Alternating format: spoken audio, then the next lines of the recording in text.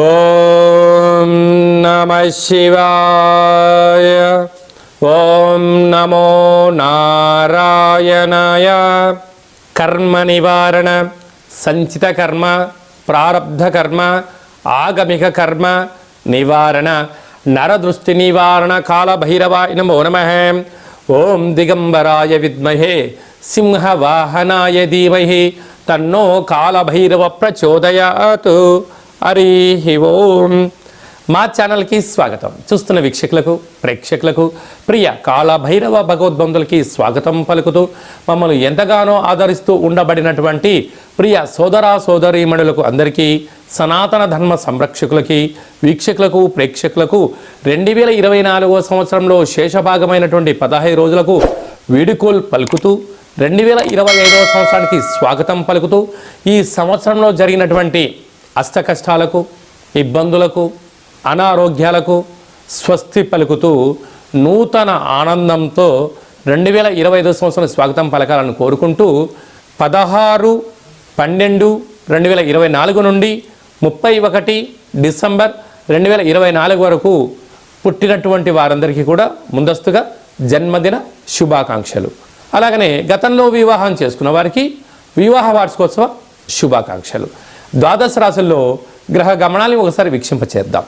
వృషభ రాశిలో దేవగురు బృహస్పతి శత్రు సంచార స్థితి, కర్కాటక రాశిలో కుజ సంచార స్థితి, కన్య రాశిలో కేతు సంచార స్థితి, వృశ్చిక రాశిలో బుధ సంచార స్థితి, ధనుస్సు రాశిలో రవి సంచార స్థితి, మకర రాశిలో శుక్ర సంచార స్థితి, కుంభరాశిలో శని భగవానుడు స్వక్షేత్ర సంచార స్థితి, మీనరాశిలో రాహు సంచార స్థితితో గ్రహ గమనాలు ఈ విధంగా ఉన్నాయి.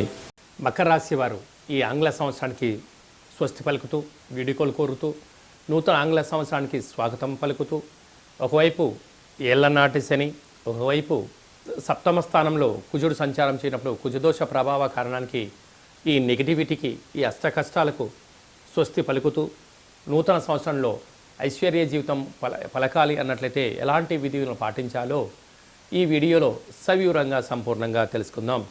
మకర రాశిలో ఏ నక్షత్రాలు వస్తాయి అనగా ఉత్తరాషాఢ నక్షత్రంలోని 2, 3, 4 పాదాలు, శ్రవణ నక్షత్రంలోని 4 పాదాలు, ధనిష్ఠా నక్షత్రంలోని 1, 2 పాదములు కలిపితే మకర రాశి అవ్వడం జరుగుతుంది.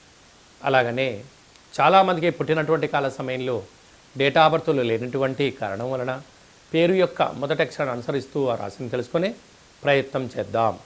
జూ, జే, జో, ఘా, గా, గి అనేటువంటి అక్షరాల వారందరూ కూడా మకర రాశి జాతకులు.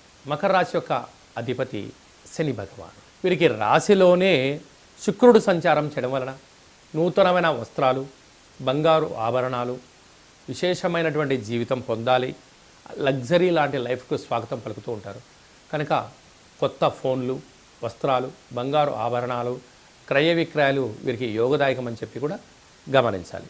అలాగనే 2వ స్థానంలో శని భగవానుడు స్వక్షేత్ర సంచార స్థితిలో ఉండడం, ఏళ్లనాటి శని చివరార్థ సంచార స్థితిలో ఉండడం వలన అనేక రకాలమైనటువంటి వ్యాపార అభివృద్ధికి స్వాగతం పలుకుతూ గతంలో చేసిన సత్కర్మల వలన, మంచి పనుల వలన మంచి ఆదాయ అభివృద్ధిలోకి రాబోతున్నారు.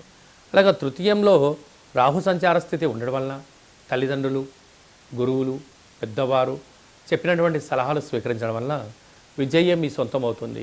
అనైతికంగా మీరు ప్రవర్తించినట్లయితే కష్టాలకు మీకు మీరే స్వాగతం పలుకుతారు అని చెప్పి కూడా గమనించాలి. సంతాన స్థానంలో గురు సంచార స్థితి ఉండడం వలన చదువులు, అభివృద్ధి, విదేశాలకు వెళ్ళాలి, అనేకమైనటువంటి తల్లిదండ్రులతో సఖ్యతగా ఉండడం వలన మంచి కాలం మీ సొంతం అవుతుంది. సప్తమంలో కుజుడు సంచారం చేయడం వలన ప్రేమికుల మధ్య విభేదాలు, దూరవాయు జల ప్రయాణాలు పెట్టుకోవద్దు, అనేక కార్యక్రమాలలో ఆవేశం తగదు, ఓపిక, పట్టుదల, సహనం, ధర్మం, న్యాయ మార్గంలో ఉండడం వలన అనేక రకాల ఇబ్బందికి మీకు కేంద్ర బిందువులు కాకుండా ఉండే పరిస్థితి ఉంటుంది. సంవత్సరంలో చివరి ఆదివారం, సోమవతి అమావాస్య సోమవారము, మంగళవారం చివరి మంగళవారం అవ్వడం వలన నదిలో దూకడాలు కానీ, నీటి ప్రవాహాలకు దూరంగా ఉండడం కానీ, వాయు జల ప్రయాణాలు పెట్టుకోకపోవడం కానీ, వినోదాలకు, అలాగనే ఘర్షణలకు, మూడో వ్యక్తులు ఏదైనా జరుగుతూ ఉంటున్నాడు అంత తలదూర్చడం చేయకపోవడం వలన అనేక రకాల సమస్యలకు మీరు ఫుల్ స్టాప్ పెట్టచ్చు. లేకుంటే అంతా నాకు తెలుసు అని చెప్పి మీరు ముందు దూరారా, ఆ అప్పులు ఆ సమస్యలు జీవితకాలం అంతా మిమ్మల్ని వెంటాడే పరిస్థితి ఉంటుందని కూడా గమనించాలి.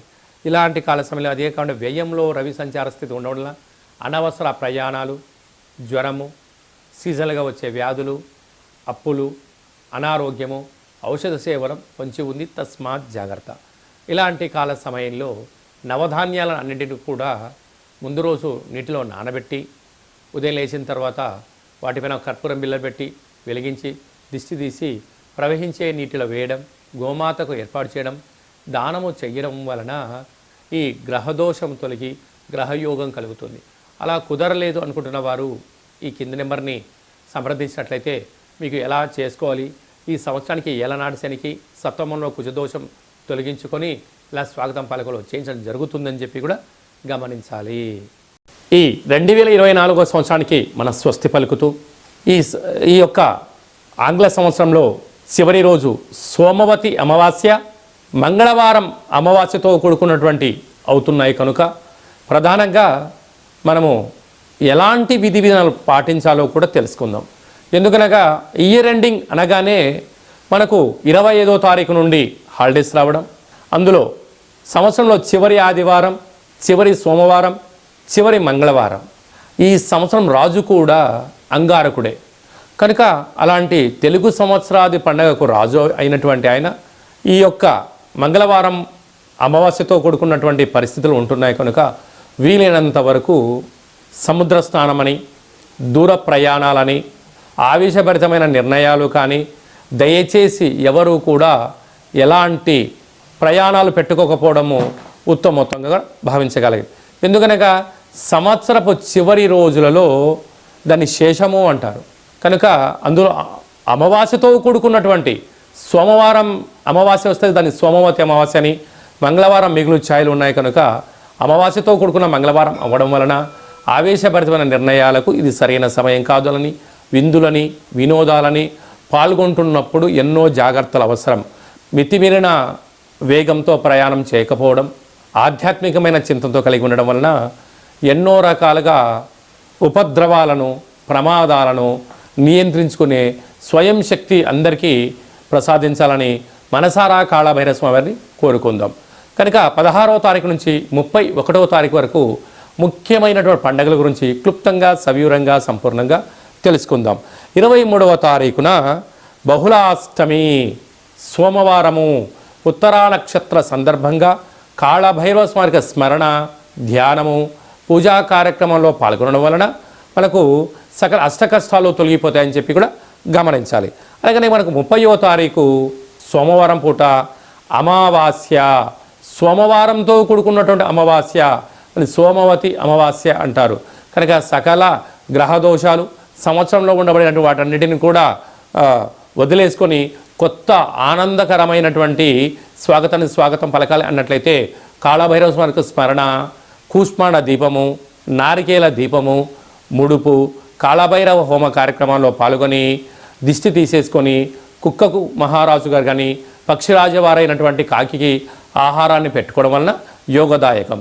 అలా మీకు కుదరలేదు, ఈ కింది నెంబర్ మీరు సంప్రదించినట్లయితే మీ యొక్క గోత్రనామాలు పంపించినట్లయితే కాళభైరవ స్వామికి స్మరణ, అభిషేకము, పూజ, హోమము, ముడుపును కట్టి 20 రకాల వస్తువులతో ఈ సంవత్సరం ఎండింగ్లోకి ఈ కష్టాలను ఎలా పులిస్టాప్ పెట్టుకోవాలి, కొత్త సంవత్సరానికి స్వాగతం పలుకుతున్నప్పుడు ఎలాంటి కార్యక్రమాలు చేసుకోవాలో కూడా మీకు వీడియో కాల్ కూడా తెలియజేయడం జరుగుతుందని చెప్పి గమనించాలి. అలా ఇంకనూ మనం విజయం సాధించగలగాలి అన్నట్లయితే ఈ యొక్క పాత్ర కంచు పాత్ర అంటారు. కంచు మోగినట్టు కనకం మోగదు గదరా సుమతి అని చెప్పి మనకు సుమతి శతకంలో ఉంటుంది. మనకు రాసులు 12 ఎలా ఉంటాయో 12 రాసులను ఇందులో అచ్చు వేయడం జరుగుతుంటుంది. ఈ పాత్రను మనం ఇంట్లో పెట్టుకొని ఎలా ఉపయోగించుకోవాలో చెప్తాను, ఒకసారి వినండి.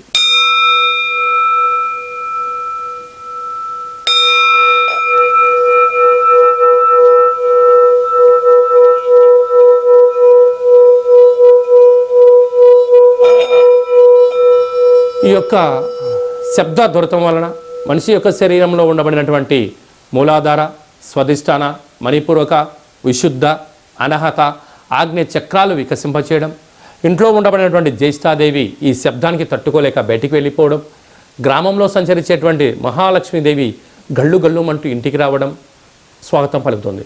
అలాగా మనకు చాలామందికి నాకు నరదృష్టి ఉంటుందండి, ఏం చేసినా ఈ మధ్య కలిసి రావట్లేదండి, మా అబ్బాయి కానీ అమ్మాయి కానీ ఆహారం తీసుకుంటున్నారు కానీ ఒంటికి పట్టట్లేదండి, అనేక వ్యాధులతో ఇబ్బంది పడుతున్నాము అనుకుంటున్న వారందరికీ కూడా ఈ యొక్క పాత్ర అక్షయ పాత్ర ఆవశ్యకత ఉందని చెప్పి గమనించాలి. మన మనసులో ఏదైతే కోరిక ఉందో వాటిని కోరుకొని ఈ శబ్దం చేయడం వలన, ఆ లక్ష్మీ కటాక్షం వలన, శబ్ద తరంగాల వలన ఆ పని వశీకరణ కలిగి అద్భుతమైన విజయం మన సొంతం అవుతుందని చెప్పి గమనించాలి. ఈ అక్షయ పాత్రతో పాటు ఓ కాలభైరవ స్వామికి ఒక పిరమిడు, డాలరు, కంకణము, అలాగనే మీకోసం ప్రత్యేకంగా కాలభైరవ హోమము, అలాగనే విశేషమైనటువంటి 20 రకాల వస్తువులతో దిష్టి తీయించడం కూడా జరుగుతుంటుంది. ప్రత్యేకంగా మీకు వీడియో కాల్లో పూజ చూపించి చేయడం జరుగుతుంది. మీ ఎక్కడి వారైతే అక్కడి అడ్రస్ను మీరు వాట్సాప్ పంపించగలిగినట్లయితే కొరియర్ చేసి కొరియర్ స్లిప్ కూడా వాట్సాప్ పెట్టడం జరుగుతుంది. కనుక మనమందరం కూడా కష్టాలకు స్వస్తి పలుకుదాం, 24వ సంవత్సరానికి వీడుకోలు పలుకుదాం, 2025కు స్వాగతం పలుకుతూ అందరి ఇంట్లో భైరవ స్వామి యొక్క ఆశీర్వాదం వలన ధనకనక వస్తు వాహనాలతో అద్భుతమైన విజయం కలగాలని కోరుకుంటూ ఆశీర్వచనం. అలాగనే మన వ్యక్తిగత జాతకం తెలుసుకోవాలనుకుంటున్నారా? మీ యొక్క పేరు, పుట్టినటువంటి తేదీ, నెల, సంవత్సరం, సమయం రాసి మీరు వాట్సాప్లో పంపించగలిగినట్లయితే 100 సంవత్సరాల జాతకాన్ని సవివరంగా సంపూర్ణంగా రాసి పంపించి, ఆ తర్వాత మీరు పుట్టినప్పుడు గ్రహ గమనాలు ఎలా ఉన్నాయి, ప్రస్తుతం ఎలా ఉంటున్నాయి, రాబోయే కాలంలో ఎలా ఉండబోతున్నాయో మీకు తెలియజేయడం జరుగుతుందని చెప్పి కూడా గమనించాలి. అలాగనే చాలామందికి పుట్టినటువంటి కాల సమయంలో డేటా ఆఫ్ బర్త్లో లేనటువంటి కారణం వలన మీ పేరు యొక్క మొదటి అక్షరాన్ని అనుసరిస్తూ ఆ రాశిని తెలియజేసే ప్రయత్నం చేస్తూ భూత భవిష్యత్ వర్తమానాన్ని గవళ ద్వారా అనగా రమణ శాస్త్ర ద్వారా కాళభైరవ ఉపాసన చేత మీకు జాతక వివరాలను తెలియచేస్తూ ఎలాంటి పరిస్థితులలో ఎలాంటి పనులు చేసుకోవాలి, ఎలాంటి పనులలో మనం మౌనం వహించాలి, ఎప్పుడు కార్యక్రమాన్ని చేసుకోవచ్చు, ఎప్పుడు చేసుకోకూడదో ఆధ్యాత్మికమైన సలహాలు సూచనలు మీకు తెలియజేయడం జరుగుతుంది. కనుక డేట్ ఆఫ్ బర్త్ లేనటువంటి వారందరికీ కూడా గవ్వల ద్వారా జ్యోతిషం చెప్పబడుతుంది.